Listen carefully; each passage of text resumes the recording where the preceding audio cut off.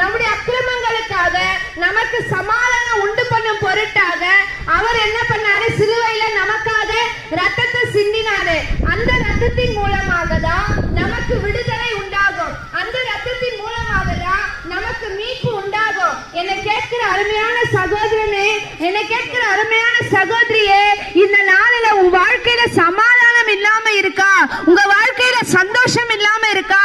உங்க வாழ்க்கையில போராட்டமாகவே இருக்கா? ஒரு முடிவு இல்லாமலே இருக்கா? இந்த நாள இயேசு உங்களை பார்த்து சொல்லுகிறாரு, உங்க துக்கம் சந்தோஷமாய் மாறும் என்று.